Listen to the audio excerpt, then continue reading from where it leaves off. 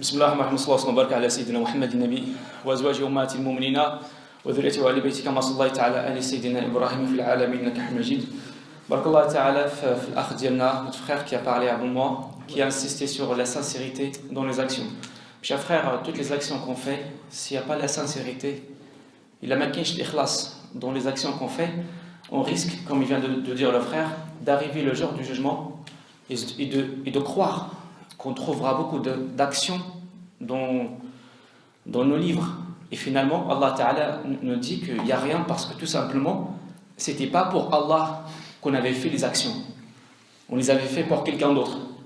Donc ce qui fait qu'il est vraiment très très nécessaire et indispensable et très très important de prendre en compte cet aspect de sincérité dans n'importe quelle action. N'importe quelle action. Tu donnes l'argent, dis-toi que je le fais fi sabilillah. Tu fais un bien, dis-toi que tu le fais fi sabilillah. Tu fais n'importe quoi, dis-toi que tu le fais fi sabilillah pour qu'Allah Ta'ala te donne la récompense. Inch'Allah Ta'ala, on va continuer Inch'Allah Ta'ala les épisodes sur la vie de Muhammad sallallahu alayhi wa sallam. Et si vous vous rappelez, la semaine dernière, nous avons parlé d'un problème social qui avait touché Médine. Un problème social, c'était un problème d'avoir accusé la femme de Muhammad sallallahu alayhi wa sallam de l'avoir trompé. Avec qui? Avec un compagnon.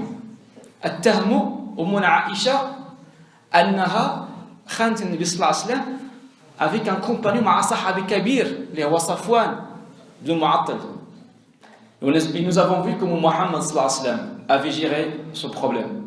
Nous avons vu comment Aisha avait souffert, parce que c'est pas simple d'être accusé dans son honneur. Fi sharaf dirha. C'est pas facile. Nous avons vu que cette crise a duré pendant un mois. Alhamdulillah, à la fin, on a vu comment Allah Ta'ala a innocenté cette femme et tout le monde était content. Alhamdulillah. Donc aujourd'hui, Inch'Allah Ta'ala, on va parler de la suite. Nous avons vu que Quraysh a essayé d'attaquer Muhammad sallallahu alayhi wa sallam plusieurs reprises. On a vu Badr, on a vu Uhud, on a vu la tranchée, Ghazwat al-Khandaq. Ghazwat al-Khandaq, il y avait 10 000 soldats. C'est vraiment le maximum que Quraysh peut faire. Le maximum, il ne peut plus faire autre chose. Et c'est pour ça, à la fin, après leur défaite, Muhammad sallallahu alayhi wa sallam a dit, maintenant, on va les envahir. Et jamais ils nous envahiront. C'est bon, c'est plus maintenant qu'ils vont être attaqués. Maintenant, c'est nous maintenant qui vont prendre l'initiative. Ça veut dire quoi? Ça veut dire que Quraysh a été jusqu'au bout de ses moyens. Donc Quraysh aujourd'hui n'est plus une menace contre Muhammad sallallahu alayhi wa sallam. Donc Quraysh n'osera plus attaquer Médine. Mais il y a un autre problème. C'est que Quraysh, quoi qu'il arrive, a toujours maintenu ses actes et ses traités avec tout le monde. Tous les tribus qui sont autour de la Mecque ont encore des traités avec Quraysh, ce qui fait que personne ne voulait entendre le message de Muhammad sallallahu alayhi wa sallam. Ce qui fait ça risque quand même un blocage. Mais le fait de les avoir refoulés et recalés après cette bataille de la tranchée a fait que déjà le risque militaire n'est plus là. Donc on est en sécurité. Donc ça au niveau externe. Mais en interne, on sait également qu'il y a des mécréants, les munafiqin, qui sont à l'intérieur de Médine. Les munafiqin, ils étaient au nombre de 700. 700 munafiq fil Madina, ce qui n'est pas anodin. C'est pas simple. En plus, c'est des citoyens qui sont vraiment infiltrés dans la société de Muhammad sallallahu alayhi wa sallam.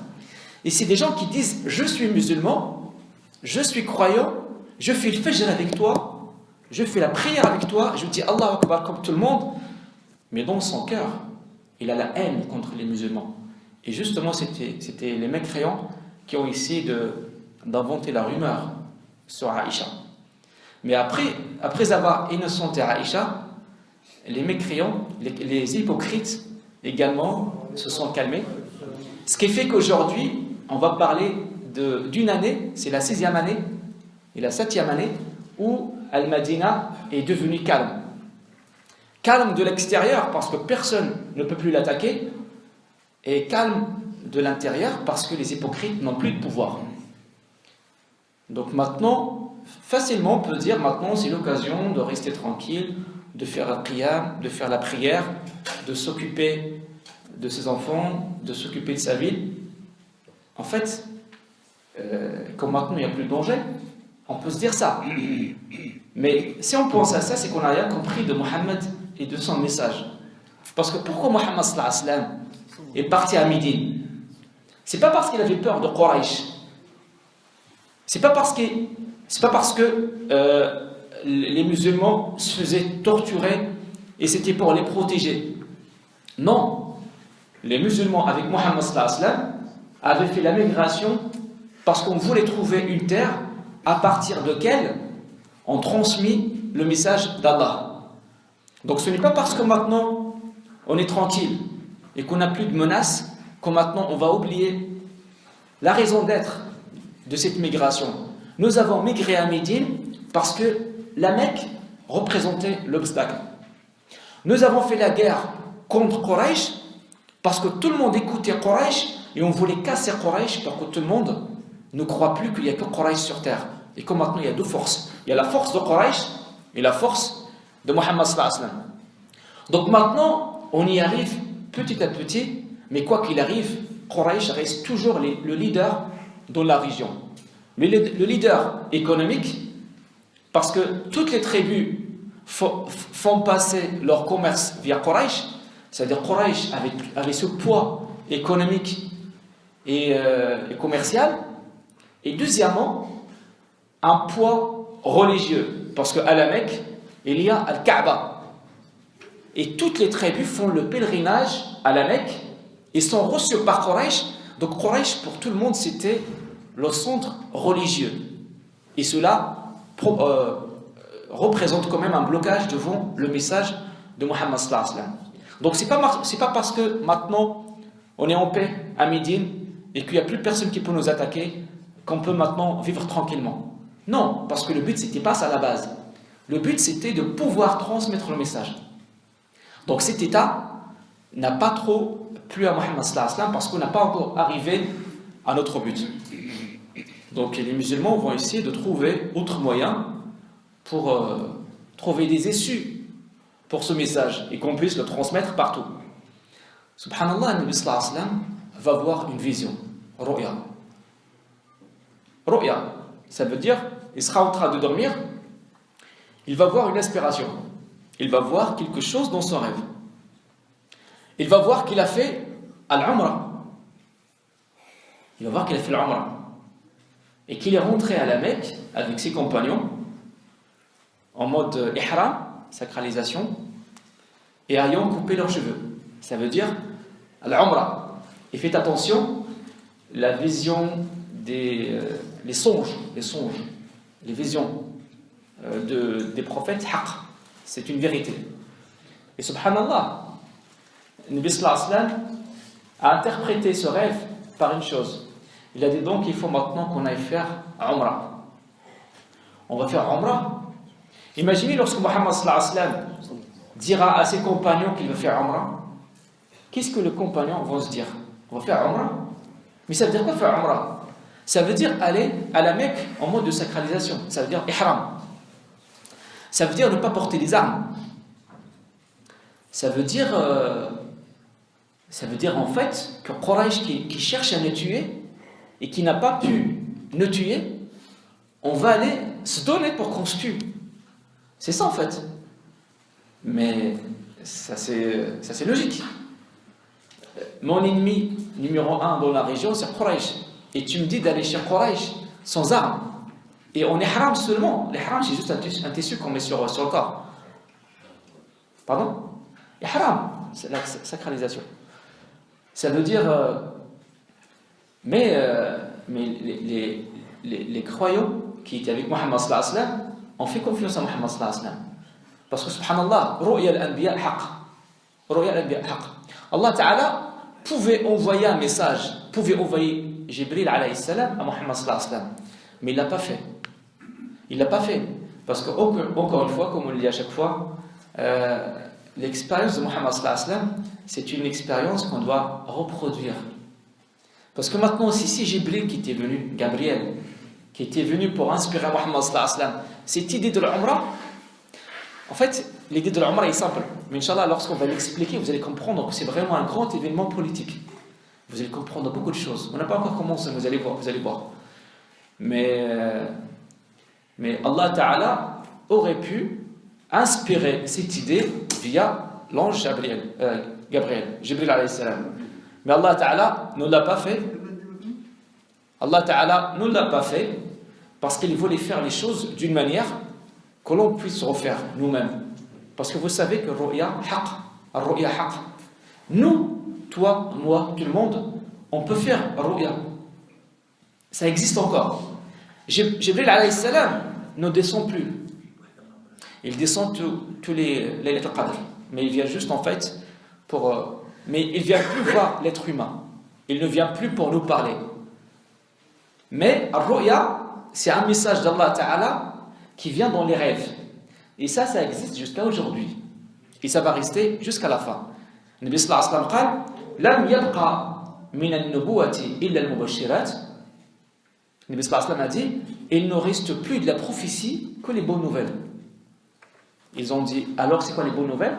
Il a dit les visions qu'Allah Ta'ala vous montre. Allah Ta'ala قال النبي صلى الله عليه وسلم قال الرؤيا الصالحة والعبد الصالح يراها أو ترى له. La bonne nouvelle, c'est la vision que l'homme pieux peut voir dans ses rêves ou quelqu'un d'autre peut voir pour lui dans les rêves. Ça veut dire qu'aujourd'hui, n'importe qui parmi nous peut voir Ru'ya. Tu rêves, tu dors, tu vois un songe dans tes rêves qui t'indique des choses. Des fois, on hésite, on ne sait pas si on fait le choix, le premier choix ou le deuxième choix. Tu fais quoi? Tu fais la prière de la consultation, al-istikhara. Et des fois, ça arrive que tu dors. Et donc, tes rêves, tu vois un message. Tu vois ton père qui te dit « Oh, mon fils, fais le premier choix. » Ça existe. Et ça, c'est fait avec Mohammed sallallahu alayhi wa sallam. Et se fait aujourd'hui avec nous. Ça peut se faire aujourd'hui. Mais par contre, Jibril alayhi salam va plus descendre pour voir l'homme. Parce que le dernier messager, c'était Mohammed sallallahu alayhi wa sallam. Donc Mohammed sallallahu alayhi wa sallam a vu dans un rêve qu'il va faire Umrah. Donc il a dit à ses compagnons, on va faire Al-Umrah. Bien sûr, c'est pas simple de le faire, mais parce qu'on fait confiance à Mohammed sallallahu alayhi wa sallam, on va tous le faire. 1400 personnes, 1400 sahabis vont se mettre en sacralisation, ihram, et vont sortir avec Mohammed sallallahu alayhi wa sallam pour faire l'Umrah. Pourquoi l'Umrah en fait? Allège l'Umrah. Pourquoi on ne fait pas autre chose? Pourquoi on ne voit pas un message à Quraysh? Autrement. Pourquoi on ne fait pas la guerre contre Quraysh?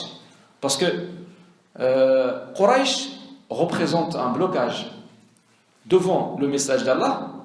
Donc, mais pourquoi on fait l'Umrah? Le plus simple, c'est qu'on organise une armée et qu'on aille faire la conquête de la Mecque. Comme ça, on tue tous les mécréants. Et, subhanallah, l'Umrah est encore plus efficace que cette guerre. Le Nabi sallallahu alayhi wa sallam, qu'est-ce qu'il veut? C'est juste de se faire écouter, de se faire entendre, d'une manière à ce qu'on mette à l'écart Quraysh et que tout le monde puisse écouter le message de Mohammed sallallahu alayhi wa sallam. Donc là, en fait, il va partir à l'Umrah. Il y a plusieurs choix. Le premier choix, c'est que Quraysh accepte que Mohammed sallallahu alayhi wa sallam fasse l'Umrah. Donc il fait l'Umrah, il sort. Ça veut dire quoi? Ça veut dire que tous les tribus vont savoir que Mohammed a fait l'Umrah. Donc, tout ce que Quraysh dit sur Mohammed, que c'est un rebelle, ثائر. قالوا بأنه ثائر. راه ما معناش. راه محمد يدير على شغل راسه. Non, moi je vais faire comme vous. Je viendrai faire l'Umrah à la Mecque. Donc, si Quraysh accepte que Mohammed sallallahu alayhi wa sallam fasse l'Umrah, ça veut dire que Quraysh accepte Mohammed. Ça veut dire qu'il n'y a plus de problème avec Mohammed. Ça veut dire que Mohammed n'est pas un rebelle. Et ça lui permettra également, pendant le pèlerinage, pendant l'Umrah, de rencontrer toutes les tribus et leur parler du message. Et ça ne va plus être un problème parce que tout le monde va plus dire il y a un problème entre Mohammed et Quraysh parce que du moment que Mohammed Du moment que Quraysh a laissé Mohammed faire l'Umrah, ça veut dire maintenant il n'y a plus de problème. On peut écouter au message de Mohammed. Donc ça c'est le premier message. Le premier choix, pardon. Donc le premier choix, c'est que Mohammed sallallahu alayhi wa sallam fasse l'Umrah, et ça fait que Quraysh reconnaît Mohammed, et ça c'est bien. D'accord? Le but c'est pas l'Umrah finalement, si vous voulez. Le but ce n'est pas l'Umrah. Le but c'est juste franchir cet obstacle. Alors le premier choix, faire l'Umrah et avoir la reconnaissance de Quraysh. Quraysh à l'époque, c'est comme l'Umma Muttahida aujourd'hui, comme les Nations Unies aujourd'hui. Aujourd'hui, si tu es reconnu par les Nations Unies, tu as une existence. Mais tant que tu n'es pas reconnu, tu es juste un séparatiste, tu es juste un rebelle, tu es juste un révolutionnaire. Donc tu n'es pas quelqu'un de connu. Donc Mohammed sallallahu alayhi wa sallam cherchait une reconnaissance de la Mecque. C'est des mécréants bien sûr, mais aujourd'hui c'est eux qui contrôlent la situation. Le premier choix c'est de faire l'Umrah. Le deuxième choix c'est que Quraysh refuse de nous laisser, et ça va faire une mauvaise réputation de Quraysh dans la région. Donc tout le monde va perdre confiance à Quraysh, et les gens vont chercher quelqu'un d'autre qui est Mohammed. En plus, Mohammed a battu Quraysh militairement plusieurs fois. Donc le deuxième choix, il est également pas mal. Donc gagnant-gagnant dans tous les cas. Le troisième choix, c'est qu'on arrive devant la Mecque, et Quraysh refuse, et on va négocier. Mohammed sallallahu alayhi wa sallam ne va pas faire Umrah finalement, mais on va faire un traité. Et bien si on fait un traité, ça veut dire que Quraysh reconnaît Mohammed, ça veut dire qu'il n'y a plus de problème, que tout le monde peut écouter Mohammed. Donc c'est une idée très, très politique de Mohammed sallallahu alayhi wa sallam. Mais il y a le risque. C'est le risque en fait, c'est que Quraysh tue les musulmans. Donc Mohammed sallallahu alayhi wa sallam choisira de faire l'Umrah pendant les mois de trêve. Al-Ashhur al-Haram. Ça veut dire pour aggraver encore plus la situation, au cas où Quraysh décide de tuer Sahaba. Vous voyez en fait que Mohammed sallallahu alayhi wa sallam il essaye de pousser Quraysh vers son choix. Et en plus de ça, on va partir en 1400 et chacun parmi nous prendra avec lui son mouton. Le mouton. Le hadi. Pourquoi le hadi?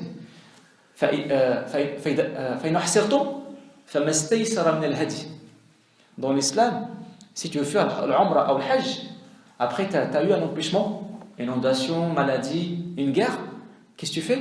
Tu vas juste égorger et tu retires la sacralisation et tu coupes les cheveux. Tu ne fais pas Umrah finalement, mais tu vas quand même égorger.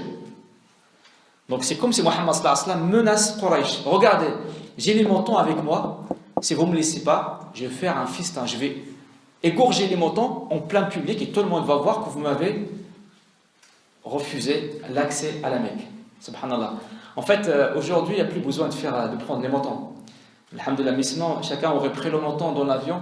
Alhamdulillah, aujourd'hui, il y a comme une certaine tranquillité dans le monde, quoi qu'il arrive, il y a la paix. Ce qui fait, tu vas en Arabie Saoudite, il n'y a personne qui t'empêche.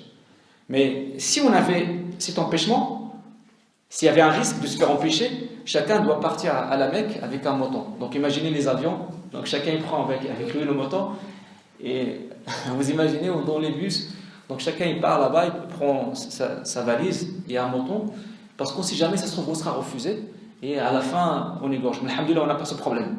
Mais ça existe. Si tu n'arrives pas à accomplir le Hajj ou l'Umrah, tu vas juste égorger le mouton à la fin. Donc c'est comme ça que Mohammed sallallahu alayhi wa sallam avait bien mis en place ce plan d'infiltration et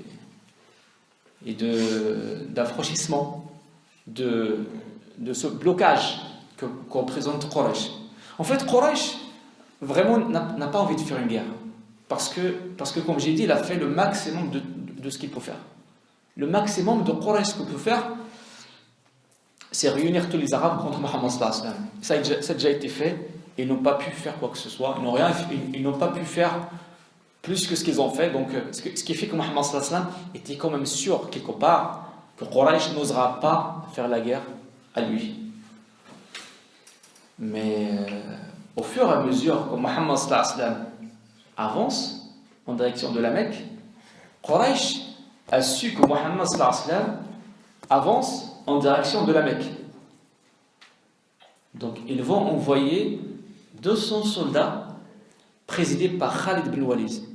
Subhanallah, Khalid bin Walid, c'est pas du tout un homme politique, c'est quelqu'un qui est là juste pour exécuter. Mais c'est quelqu'un, au niveau de la stratégie de guerre, c'est quelqu'un qui est très très fort. Subhanallah, même sa taille, physiquement, il est très fort. On dit en fait, lorsqu'il se met sur le cheval, ses pieds sont par terre. Parce qu'il est tellement grand, et géant, que lorsqu'il monte sa monture, les pieds en fait ils sont par terre. Mais en plus de sa force physique, il avait également cette manière, cette façon de gérer les guerres. N'oubliez pas que Khalid bin Walid, c'était lui qui était à l'origine de la défaite des musulmans à Uhud. N'oubliez pas que c'est lui en fait qui a gardé son esprit tranquille et contrôlait la montagne des lanceurs, Jabal al-Rumat, et jusqu'à ce que les lanceurs ont quitté cet espace, cet emplacement. C'est là en fait qu'il a dit, si vous vous rappelez, il a dit U'lu Hubal. Après il est reparti pour entourer les musulmans par derrière et les massacrer. Donc Khalid bin Walid, c'est un chiffre qui est très très important à la Mecque, mais du côté militaire. Donc Quraysh décidera d'envoyer 200 soldats pour empêcher les musulmans à arriver à la Mecque. Mais Nabi sallallahu alayhi wa sallam, effectivement, Nabi sallallahu alayhi wa sallam avance avec 1400, mais comme on a toujours dit pendant les épisodes précédents, Mohammed sallallahu alayhi wa sallam avait un service d'information. Il y a un jihaz mukhabarat, Mohammed sallallahu alayhi wa sallam. Si vous vous rappelez, les deux personnes qui étaient sur ces services, Sa'id ibn Zayd et Talha ibn Ubaydillah. Ces deux personnes en fait, qui eux-mêmes avaient leur réseau. Quand on a un réseau d'Iran, tout ce qui bouge sur la péninsule arabe, il arrive à le savoir. Donc ils ont su que Khalid bin Walid, avec Ahabish, c'est une tribu qui est à côté de la Mecque, ils sont de l'ordre de 200, ils sont là, à attendre Mohammed sallallahu alayhi wa sallam pour qu'il arrive. Pourquoi?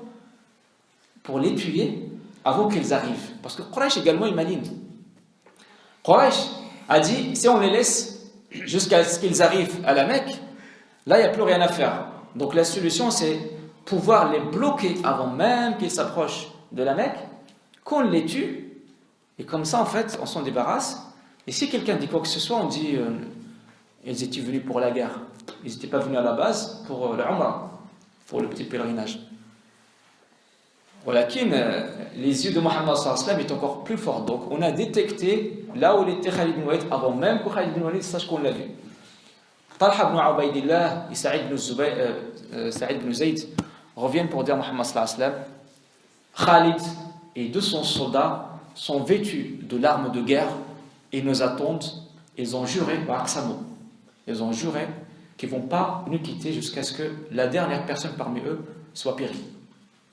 قد لبسوا لباس الحرب واقسموا يعني اقسموا ان لا يتركون حتى يهلك احدهم حتى يهلك اخرهم. Mohammed sallallahu alayhi wa sallam a vu que la chose n'est pas facile. Donc l'affaire devient un peu sérieuse. Parce que déjà, on n'a pas d'armes avec nous. On n'a que 40 gardiens qui ont bien sûr des armes, mais qui sont là juste pour protéger au cas où, mais on n'est pas prêt pour la guerre.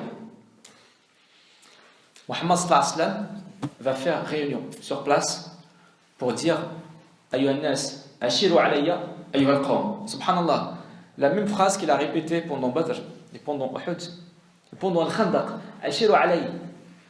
Subhanallah, Mohammed sallallahu alayhi wa sallam, c'est le chef, c'est le commandant, c'est le président, c'est le roi si vous voulez, c'est le leader.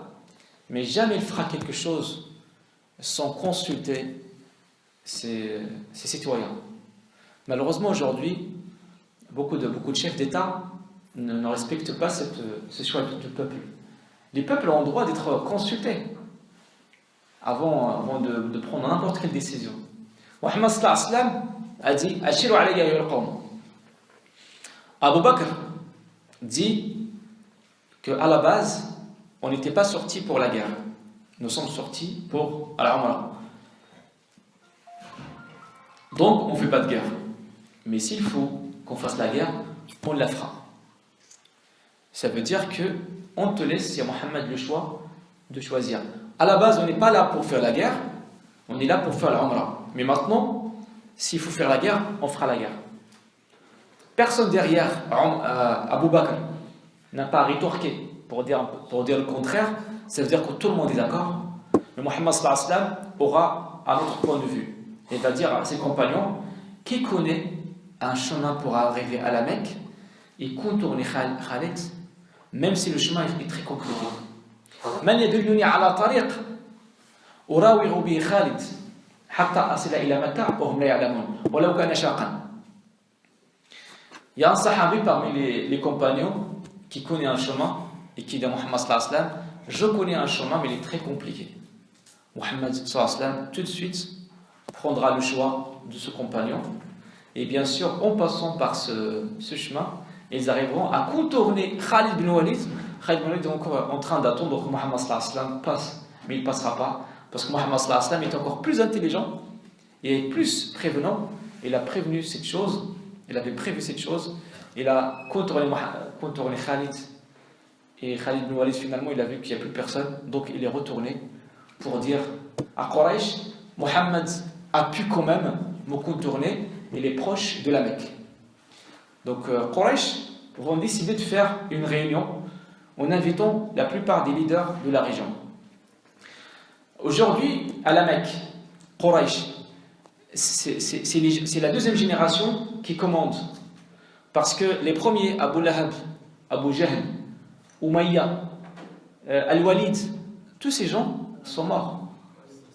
On a vu qu'ils étaient morts pendant Uhud, pendant Badr.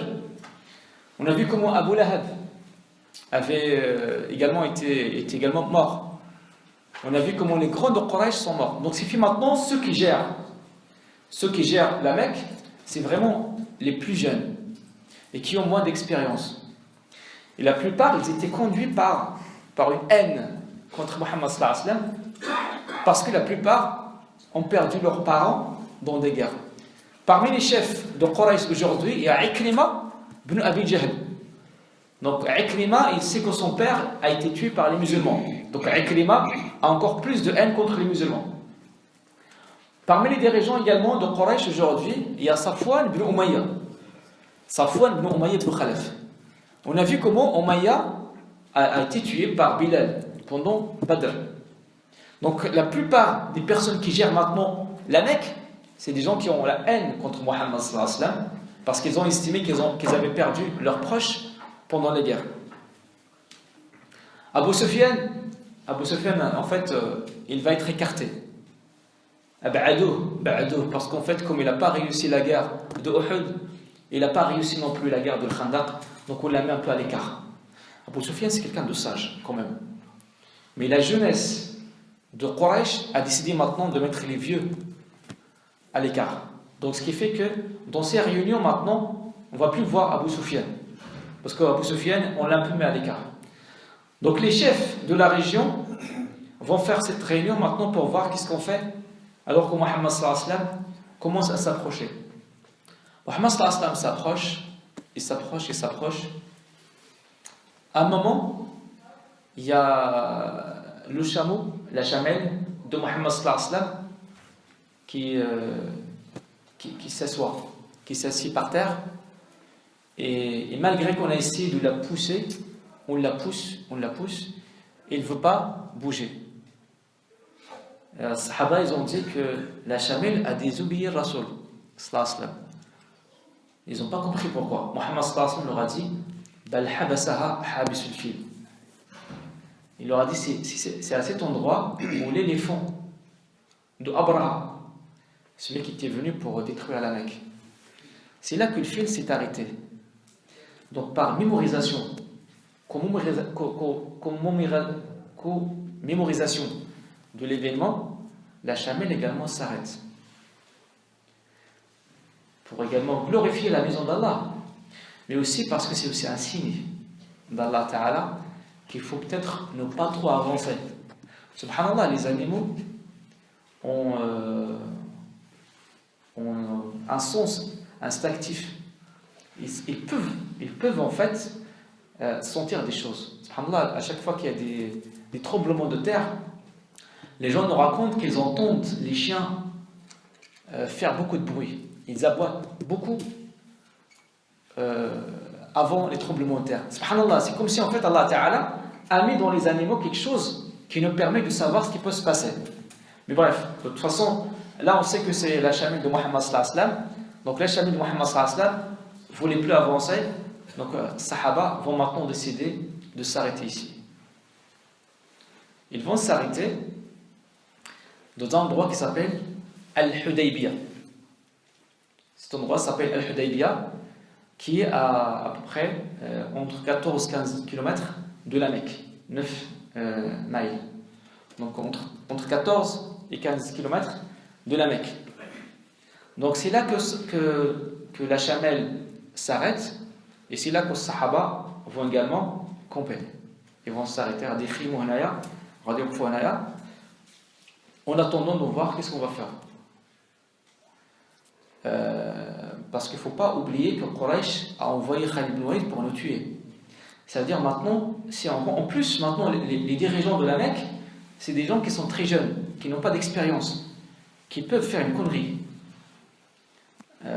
Les anciens, peut-être ils étaient plus réfléchis, mais ces jeunes peuvent faire une connerie, ça veut dire qu'ils peuvent tout simplement décider de faire une guerre contre les musulmans et les tuer tous.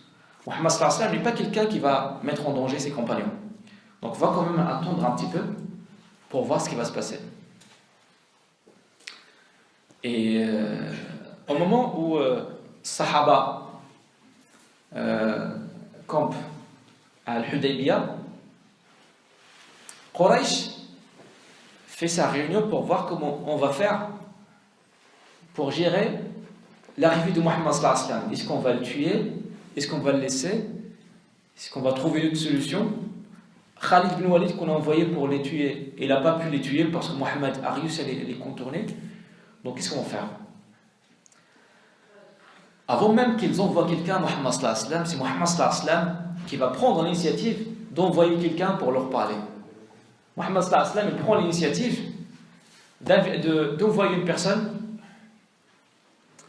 qui s'appelle Kharaj ibn Umayya.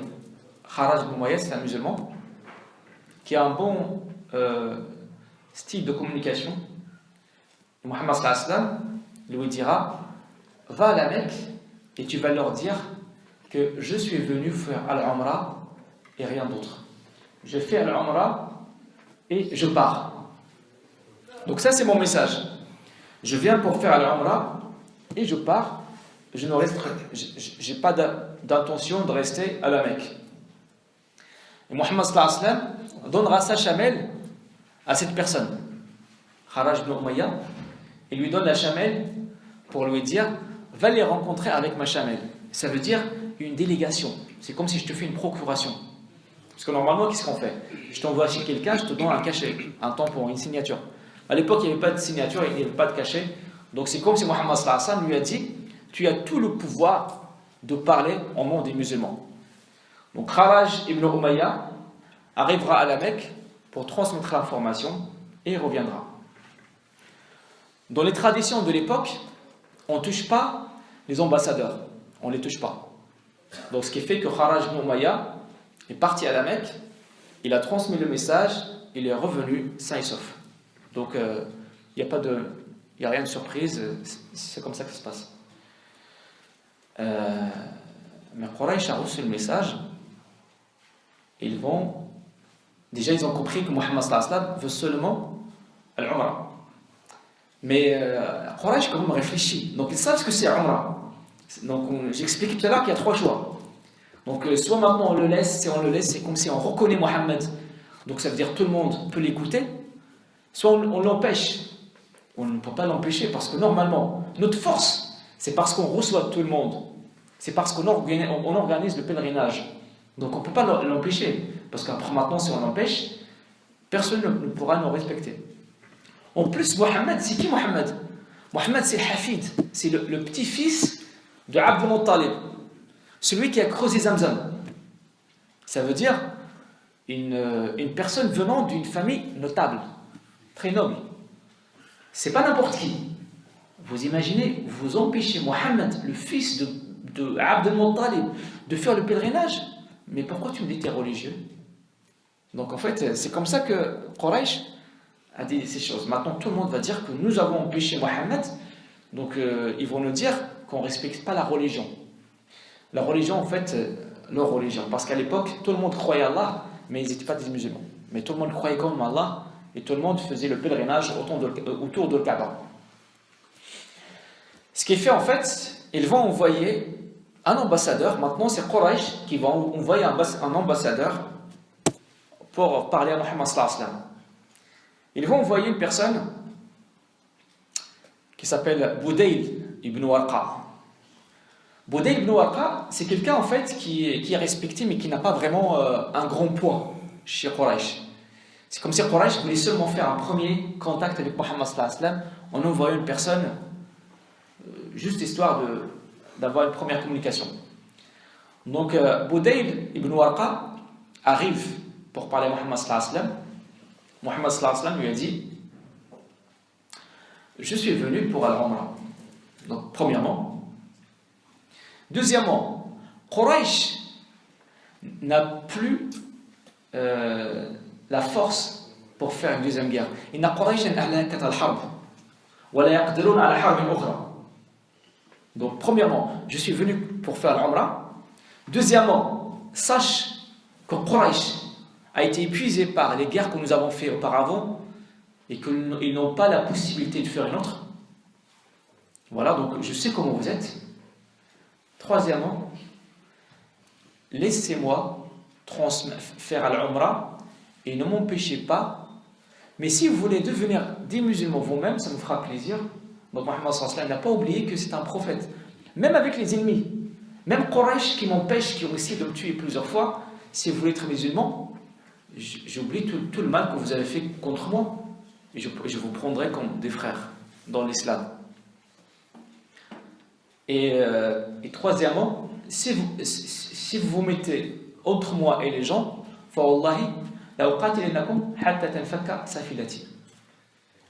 si vous m'empêchez et vous continuez à m'empêcher à transmettre le message d'Allah, je vous ferai la guerre jusqu'à ce que je périsse.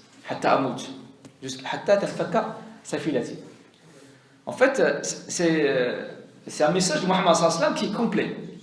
Entre quelqu'un qui veut la paix et quelqu'un qui est prêt pour faire la guerre. Et quelqu'un qui n'a pas peur. Donc, premièrement, laissez-moi faire l'Umrah. Deuxièmement, si vous voulez être des musulmans, vous pouvez l'être, vous êtes les bienvenus. Troisièmement, ne vous interposez pas entre moi et les gens. Et si vous continuez à vous interposer entre moi et les gens, je vous ferai la guerre jusqu'à ce que je périsse. Et quatrièmement, il leur dit: si maintenant vous voulez qu'on fasse une trêve, et la britude de Mu'ahada, je suis d'accord. Donc en fait, il a montré dans les 4 points tout ce qu'il cherche. Donc Budayl ibn Warqa a entendu les paroles de Mohammed sallallahu alayhi wa sallam. À la base, il était venu pour convaincre Mohammed sallallahu alayhi wa sallam de revenir. Mais lorsqu'il a écouté le message de Mohammed sallallahu alayhi wa sallam, il revient pour voir Quraysh pour leur dire: laissez-le faire l'Umrah. Donc Mohammed sallallahu alayhi wa sallam a influencé cette personne qui est venue à la base négocier pour Quraysh. Parce que Mohammed sallallahu alayhi wa sallam est sincère, il a dit tout ce qu'il voulait. Voilà ce que je veux. Je ne suis pas ici pour faire la guerre, je suis ici pour faire l'Umrah. Mais si vous m'empêchez, non, je suis ici pour faire l'Umrah, mais je suis ouvert pour faire une trêve. Donc si vous voulez si vous voulez pas que je fasse l'Umrah cette année, on fait une trêve, et je reviens. Et si vous voulez pas me laisser, et vous voulez pas non plus faire la trêve, je vous ferai la guerre jusqu'à ce que je périsse. Donc il était vraiment ferme et décidé dans ce qu'il a dit. Budayl ibn Warqa revient tellement convaincu, donc il va essayer de convaincre Quraysh de laisser Muhammad sallallahu alayhi wa sallam. Lorsque Quraysh a refusé de prendre en compte le conseil de Budayl ibn Warqa, Budayl ibn Warqa a pris ses amis et il a quitté Quraysh. Donc Muhammad sallallahu alayhi wa sallam déjà a réussi à dissoudre les liens des mécréants entre eux, cette coalition qui s'est constituée contre Muhammad sallallahu alayhi wa sallam, il a comme réussi à la dissoudre. Donc Budayl ibn Warqa n'a pas fonctionné pour Quraysh. Maintenant ils vont envoyer une autre personne qui s'appelle Mikriz ibn Hafs. Mikriz ibn Hafs, c'est quelqu'un qui était malveillant, yani khabith, comme on dit. Lorsque Muhammad sallallahu alayhi wa sallam l'a vu de loin, قال لهم هذا رجل غادر. Avant même qu'il arrive, Muhammad sallallahu alayhi wa sallam a répété la même chose. Je suis ici pour ça. Si vous ne voulez pas que je fasse la Umrah, on fait une trêve. Si vous voulez être des musulmans, vous êtes les bienvenus. Si vous continuez à vous interposer entre moi et les gens, je vous ferai la guerre jusqu'à ce que je périsse. 4 éléments, je suis clair, je sais ce que je veux, ça ne change pas. Donc cette personne a encore eu cette information et reviendra pour dire ça à Quraysh. Quraysh commence à se poser des questions. À chaque fois qu'on envoie une personne pour refouler Mohammed, cette personne devient contre nous. Et cette personne finit par ranger ses affaires et partir. Donc là, ils ont dit, on va essayer maintenant de prendre l'Ahabish. L'Ahabish, c'est une tribu qui est à côté de la Mecque, qui sont très forts également. Donc ils vont appeler leur chef, ils vont lui dire d'aller voir Mohammed sallallahu alayhi wa sallam. Ils vont lui dire Ibn Alqama, ça s'appelle Ibn Alqama. Ils vont lui dire, tu vas voir Muhammad sallallahu alayhi wa sallam, tu vas parler de nous et tu ne parles pas de lui. Parce qu'ils avaient marre qu'à chaque fois qu'on envoie quelqu'un, il revient pour parler de Muhammad. Alors que normalement, tu dois aller voir Muhammad et parler de la force de Quraysh pour faire peur à Muhammad sallallahu alayhi wa sallam. Muhammad sallallahu alayhi wa sallam, il a juste vu que Ibn Alqama s'approche et il a dit Hada rajulun yu'azzim sha'air Allah. Il l'a vu de loin. Il a dit c'est un homme qui vénère les rites d'Allah. Montrez-lui à talbiya, faites labbaik Allahumma labbaik et faites défouler les moutons pour qu'il voit qu'on est là juste pour faire l'umrah. Donc sahaba commencent à dire labbaik Allahumma labbaik labbaik la sharika lak labbaik. Ils ont fait défiler les moutons. Ibn Alqama a juste vu ça, il n'a même pas été voir Muhammad sallallahu alayhi wa sallam. Il était ému parce qu'il a vu. Il fait retour en arrière pour voir Quraysh. Il leur dit Atada'una al-fujjara yahujjuna al-bayt wa tamna'una Muhammad ibn Abd al-Muttalib. Il leur dit vous laissez les villes des gens, ça veut dire les gens les plus pervers, les villes, les gens qui sont très vils, venez à la Mecque et vous empêchez une personne comme Muhammad, le petit-fils d'Abd al-Muttalib. Il leur a dit si vous ne laissez pas faire le pèlerinage, ce sera la fin pour Quraysh. Et de la même manière, Ibn Alqama rangera ses affaires et part et quitte la Mecque.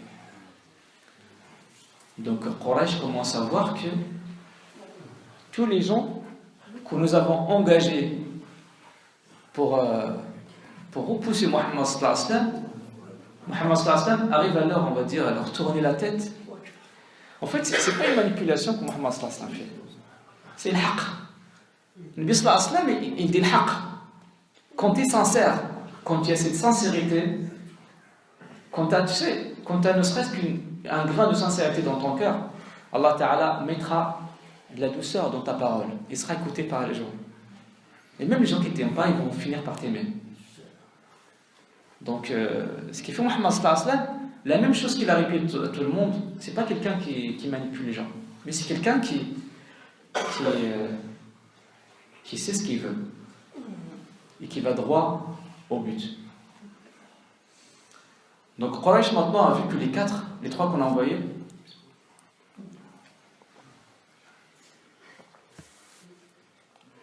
Quraysh a vu que les personnes qu'on a envoyées jusqu'à présent n'ont pas été jusqu'au bout. Donc maintenant on va prendre une personne qu'on va envoyer, mais c'est quelqu'un qui a beaucoup de valeur.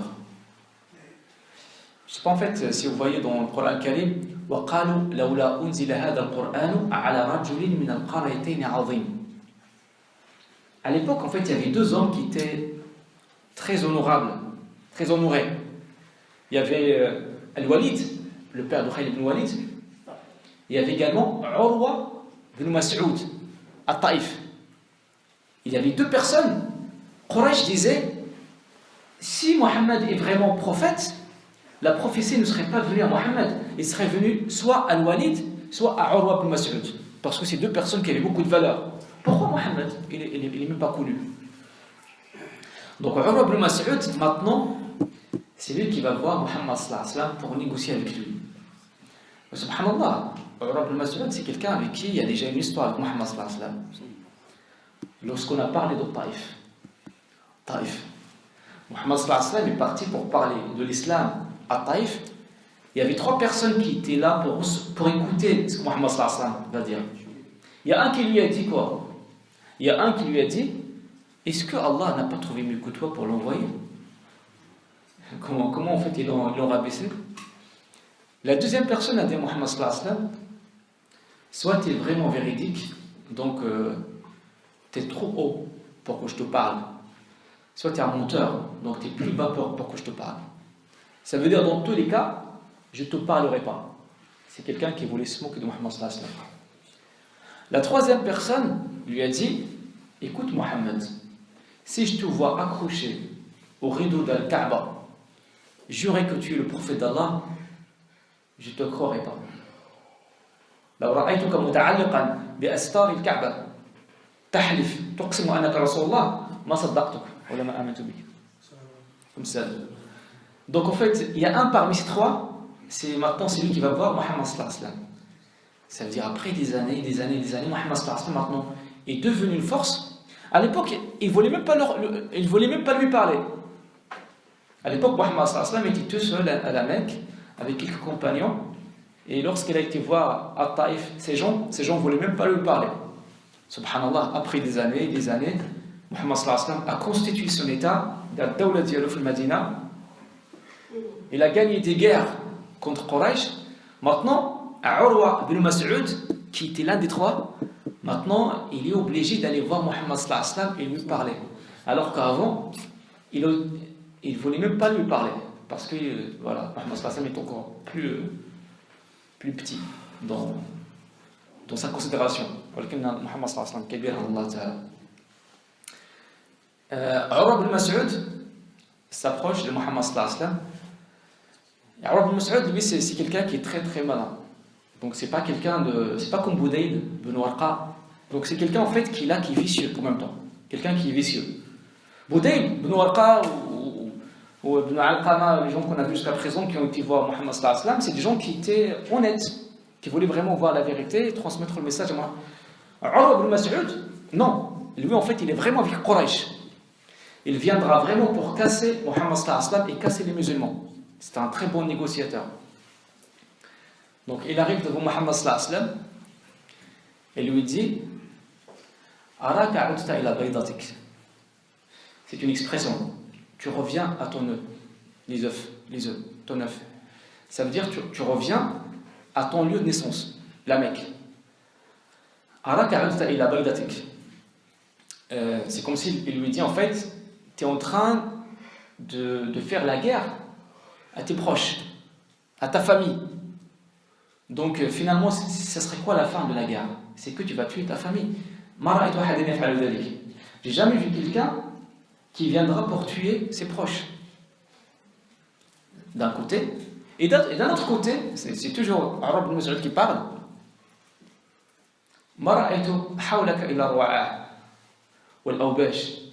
Autour de toi, il n'y a que des gens nuls, des vils des gens qui n'ont pas de valeur. Et je vois que ces gens, dès que Quraysh t'attaque, ils vont tous se disperser et te laisser tout seul. Pour Allah, inna Quraysh labisat nubusa al-numur. Labisat shidda al-numur. Il lui a dit, Quraysh s'est vêtu de la peau de tigre. Ils vont te tuer. Et autour de toi, il n'y a que des gens nuls, des gens qui n'ont pas de valeur au bêche. C'est vraiment des laracailles en quelque sorte. Autour de toi, il n'y a rien, il n'y a personne, ils n'ont pas de valeur. Et je vois qu'à la fin, en fin de compte, tu seras tout seul contre Quraysh parce que tes potes vont tous partir et te laisser. Sayyidina Abu Bakr Siddiq alayhi salam était présent et il va l'insulter d'une insulte très grave que moi-même je ne peux pas dire maintenant. Ça se dit pas. Mais il va l'insulter, une insulte, je ne peux pas me permettre de la dire, par respect bien sûr à mes frères qui sont là, mais une insulte qui met par terre cette personne. Ça veut dire... Pardon? Non, trop fort. Je peux pas. trop fort. Non, trop même. Bzaf. C'est vraiment quelque chose que je peux pas dire. Franchement, trop fort. Là, au contraire, Mohammed sallallahu alayhi wa sallam était présent, il n'a rien dit. Parce que s'il n'était pas d'accord, il aurait dit à Abu Bakr, stop, ou sors. Non, Abu Bakr Siddiq, il a dit ça parce que comment ça se fait que tu te permets de nous insulter? Tu penses qu'on est dinosaures? Tu viens pour nous insulter comme ça? Tu te prends pour qui? Voilà, je te montre, voilà. Et après il dit l'insulte, vraiment pour le mettre par terre. Urwa ibn Mas'ud regarde, il était surpris parce que déjà lui c'est un chef dans sa tribu et quelqu'un ose l'insulter de cette manière qui est vraiment, malheureusement je ne peux pas le dire, mais vraiment vous allez comprendre, c'est vraiment quelque chose de très très très grave, de très intime en plus. Donc quelque chose, une insulte. Aujourd'hui les jeunes se disent ça entre eux et c'est vraiment très très abaissant. Abu Bakr Siddiq l'a dit, mais vraiment pour montrer, écoute, nous aussi on est capable d'insulter, c'est faux. Mais on ne le fera pas par respect. Mais finalement, je ne te respecte plus parce que tu n'es rien pour moi et je te le dis. C'est dans ce sens qu'il faut comprendre la chose. Urwa ibn Mas'ud, il dit à Mohammed sallallahu alayhi wa sallam, c'est qui cette personne qui se permet de m'insulter comme ça? Mohammed sallallahu alayhi wa sallam dit, tu ne le connais pas? Ça c'est Abu Bakr. Urwa ibn Mas'ud reviendra quelques années en arrière pour dire, Abu Bakr, franchement, si tu ne m'avais pas dépanné financièrement il y a quelques années, et tu ne m'avais pas sauvé la vie il y a quelque temps, je t'aurais rendu l'insulte. Subhanallah. Donc Mohammed sallallahu alayhi wa sallam, lorsqu'il a mis Abu Bakr Siddiq ici, c'est pour montrer à cette personne, tu dis que j'ai avec moi communié, regarde, avec moi j'ai quelqu'un qui t'a dépanné il y a quelques années. Quelqu'un qui t'a sauvé la vie il y a quelque temps. Pourquoi tu te permets de dire que entre moi j'ai que des nuls, des gens qui n'ont pas de valeur? كتقول لي معايا غير الناس اللي ما عندهمش قيمه. شوف راه معايا ابو بكر الصديق هو اللي c'est lui qui t'avait financé il y a quelques années. Grâce à lui, t'es sauvé. Et Urwa ibn Mas'ud, à chaque fois qu'il parlait, parce que c'est un manant, chaque fois qu'il parlait, il touche la barbe de Mohammed sallallahu alayhi wa sallam. Comme par exemple quand tu parles avec un enfant, tu touches sa tête. Parce que je suis ton oncle, comme ton père, il faut que tu m'écoutes.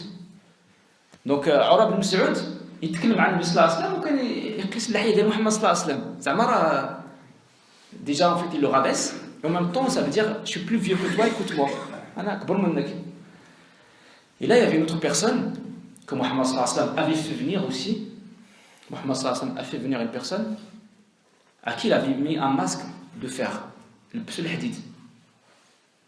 Donc Urwa ibn Mas'ud ne voyait pas qui c'était la personne.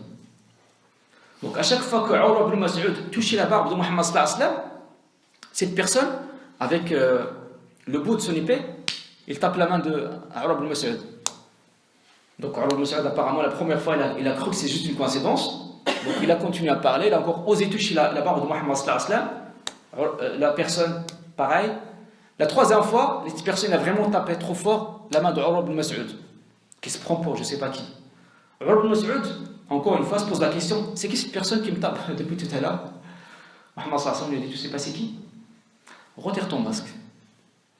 Cette personne a retiré son masque, c'est Al-Mughira ibn Shu'ba.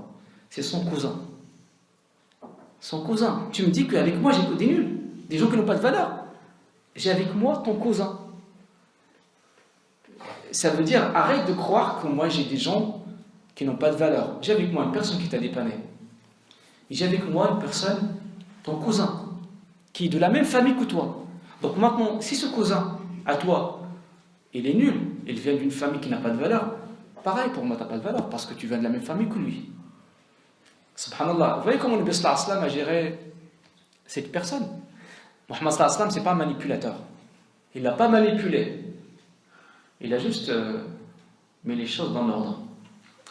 Mohammed sallallahu alayhi wa sallam va encore rajouter une chose. Il va lui dire, attends, j'ai fait la prière et on continue. Il a appelé les Sahaba pour leur dire, ramenez-moi de l'eau pour faire la prière, pour faire le wudu. Les Sahaba ont compris le message.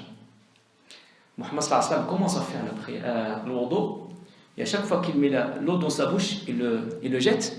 Sahaba sautent pour toucher l'eau et le mettre sur leur visage. Tabarruk. Le Nabi sallallahu alayhi wa sallam, il verse un peu d'eau sur lui.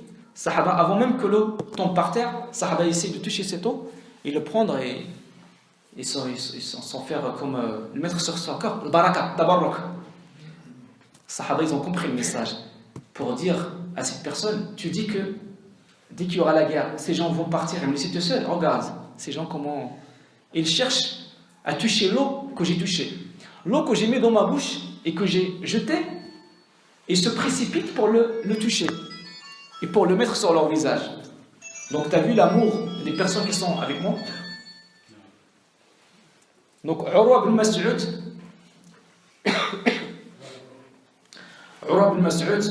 a assisté à cette scène. Donc il va partir et voir ces gens à la Mecque. Il leur dit, j'ai rendu visite à César, Qaisar. J'ai rendu visite au roi des Perses, Malik al-Furs. J'ai rendu visite au Négus, Najashi. Je n'ai pas vu quelqu'un considérer son leader comme les compagnons de Mohammed considèrent Mohammed. دخلت على قيصر ودخلت على كسرى ودخلت على النجاشي في ملكه فلم أرى أحدا يعظم ملكه كتعظيم أصحاب محمد لمحمد. Il leur a dit la même chose, il leur a dit, si vous refusez que Mohammed fasse al-Amra, ce sera la fin de Quraysh. Donc subhanallah, Mohammed sallallahu alayhi wa sallam, au fur et à mesure que les choses avancent, c'est lui qui maîtrise la situation. Sahaba vont dire à Mohammed sallallahu alayhi wa sallam qu'il n'y a plus d'eau. Il n'y a plus d'eau. Mohammed sallallahu alayhi wa sallam va leur dire, ramenez-moi la dernière l'eau que vous avez, ce qui reste de l'eau. Ils vont ramener l'eau qui existe. Après là, en fait, il y a deux versions.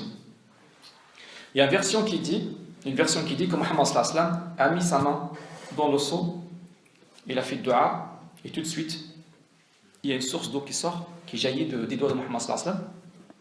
C'est une version. L'autre version, on dit que Mohammed sallallahu alayhi wa sallam a dit, mettez ça dans une puits, et prenez l'arc, et lancez l'arc, la flèche, et en fait, ils ont lancé la flèche. Mohammed sallallahu alayhi wa sallam a fait dua, et cette puits est devenue pleine d'eau. Dans tous les cas, en fait, il y a eu un miracle qui a fait sortir l'eau alors que les musulmans n'ont plus d'eau. Parce qu'en fait, 1400 personnes, il faut leur donner à boire. Subhanallah, pourquoi le miracle maintenant?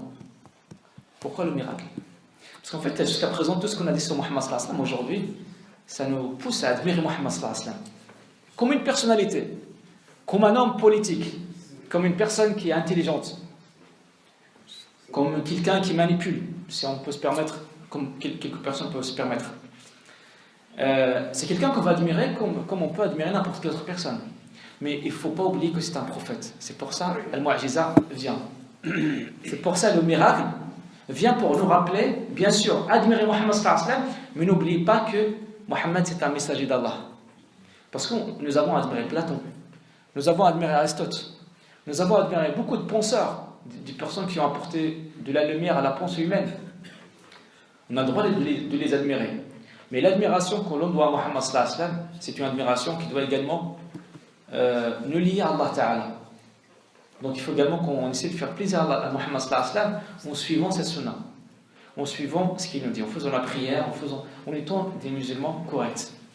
Donc, subhanallah, finalement, le miracle est venu, bien sûr, pour donner à boire aux musulmans, mais aussi pour nous dire, faites attention, bien sûr, admirer Muhammad sallallahu alayhi wa sallam, mais il ne faut pas que ce soit une admiration intellectuelle, qu'on va juste raconter dans les histoires. Non, il faut savoir que c'est un prophète d'Allah Ta'ala, et il faut faire en sorte de s'approcher d'Allah Ta'ala via le messager d'Allah Ta'ala et être un bon musulman. Donc après avoir épuisé tous les ambassadeurs de Quraysh, maintenant c'est Muhammad sallallahu alayhi wa sallam qui va essayer de transmettre un message à Quraysh. Il va dire à Omar ibn Khattab, toi Omar, tu vas à la Mecque et tu vas dire à Quraysh deux choses: que je suis venu pour faire l'Umrah, mais s'il ne veut pas me laisser faire l'Umrah, je suis ouvert pour une trêve. Omar ibn Khattab, lui, c'est quelqu'un qui accepte tout ce qu'on lui dit, surtout quand ça vient de Muhammad sallallahu alayhi wa sallam. En plus, c'est quelqu'un qui est très, très, très courageux. Sauf que maintenant, il va dire non, Mohammed, ce n'est pas moi qui vais le faire. Peut-être on va croire qu'Omar avait peur. Omar avait peur. Non. C'est juste parce qu'Omar était raisonnable. Il a dit à Muhammad sallallahu alayhi wa sallam, moi, lorsque j'ai quitté la Mecque, je les ai tous insultés. Il les a insultés. Man arada an tadkulahu ummuh wa yat'ama ibnuh falyatba'ni. Vous vous rappelez? Parce qu'en fait, les musulmans sont tous sortis de la Mecque pour faire la migration tranquillement. Sauf Omar, lui, en fait, il avait agressé tout le monde avant de partir. Donc Omar leur a dit, si tu m'envoies moi, je ne pense pas que je serai le bon porteur de ce message. Parce que déjà, en fait, avant de partir de la Mecque, je les ai presque tous agressés, ils ne vont pas trop m'apprécier. Et en plus, moi, ma famille est très faible à la Mecque. Mais par contre, Uthman ibn Affan, c'est quelqu'un qui est très admiré et très estimé par les Mécois. Et en plus, sa famille, Bani Abd Shams, c'est une famille qui a beaucoup d'honneur à la Mecque. C'est Uthman qui est capable de transmettre le message comme il se doit. Muhammad sallallahu alayhi wa sallam comprendra ça. Et donc, il va dire à Uthman, c'est toi qui vas transmettre cette information à la Mecque. Donc Uthman ira à la Mecque pour transmettre cette information. Donc premièrement, c'est faire l'Umrah. Deuxièmement, si vous ne voulez pas que je fasse l'Umrah, je suis prêt pour faire une trêve.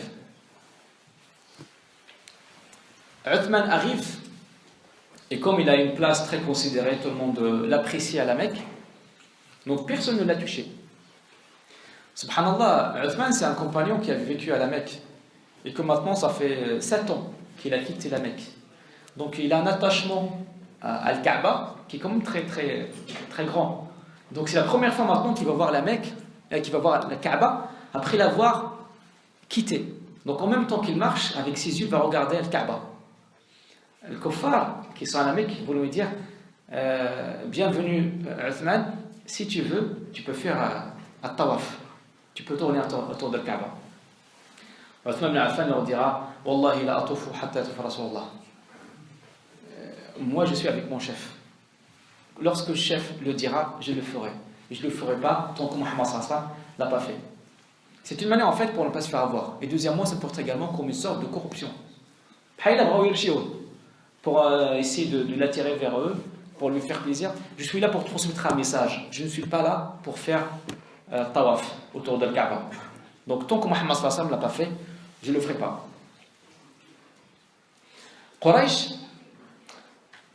jusqu'à présent, ils essaient quand même de faire en sorte de provoquer les musulmans pour que les musulmans s'inventent une guerre et ensuite ce sera les Makkites qui vont les tuer pour dire finalement ce n'est pas les Makkites qui ont commencé la guerre, c'est les musulmans.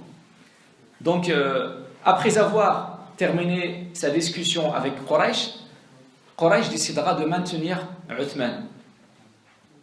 Ils vont décider de maintenir Uthman et en plus de ça, ils vont circuler l'information comme quoi Uthman a été tué. Et l'information arrivera à Muhammad sallallahu alayhi wa sallam. Mohammed sallallahu alayhi wa sallam saura que Uthman a été tué. En fait, Quraysh voulait seulement provoquer Mohammed sallallahu alayhi wa sallam pour qu'une guerre se déclenche et que finalement on les tue. Et que tout le monde se dise Mohammed finalement il n'était pas venu pour faire l'Umrah, que finalement c'est lui qui a cherché la guerre. Et donc nous on l'a tué, on l'a refoulé. Mohammed sallallahu alayhi wa sallam a su comme quoi Uthman a été tué. Il est devenu en colère comme il n'a jamais été. Et il tue mon ambassadeur. Ça veut dire la trahison. Et à l'époque, parmi les traditions, c'est quoi? C'est on ne touche pas aux ambassadeurs. On ne touche pas à un ambassadeur, même si on est contre ce qu'il a transmis. On laisse circuler les ambassadeurs sans contrainte. Ces gens ont tué mon ambassadeur. Et Mohammed sallallahu alayhi wa sallam dira à ses compagnons Man yubay'ani hatta al-maut. Qutila akhukum Uthman. Qui va me faire un serment d'allégeance jusqu'à la mort. Parce que votre frère Uthman a été tué. Et tous les sahaba vont tous venir et serrer la main de Mohammed sallallahu alayhi wa sallam, un par un. Un serment comme quoi on va faire la guerre à Quraysh. Ils n'ont pas d'armes, mais ils étaient prêts à faire la guerre. On va faire la guerre contre Quraysh jusqu'à la mort. Subhanallah, ils vont faire ce serment sous l'arbre. لقد رضي الله عن المؤمنين إذ يبايعونك تحت الشجرة فعلم ما في قلوبهم فأنزل السكينة عليهم وأتبعهم فتحا قريبا. Donc c'est ça les circonstances de cette ayah. Allah Ta'ala a béni et a prouvé les croyants qui t'ont fait ce serment sous l'arbre. فعلم ما في قلوبهم فأنزل السكينة عليهم. Cette allégeance qui a été faite par Sahaba a tout de suite été su par Quraysh. Quraysh a vu que les compagnons commencent à faire le serment à Mohammed sallallahu alayhi wa sallam et que Mohammed sallallahu alayhi wa sallam il décidait vraiment de faire la guerre. Donc rapidement ils vont essayer de libérer Uthman. Ils vont libérer Uthman, ça veut dire qu'en même temps que Mohammed sallallahu alayhi wa sallam se préparait pour attaquer la Mecque, il n'avait pas d'armes, il avait que les couteaux et 40 personnes qui étaient armées. Mais malgré ça, ils étaient prêts à faire la guerre. Parce que on tolère tout, mais pas la trahison. Vous allez voir dans l'histoire de Mohammed sallallahu alayhi wa sallam, à chaque fois qu'il y a une trahison, on ne rigole pas. Là, ils ont tué mon ambassadeur, on va faire la guerre.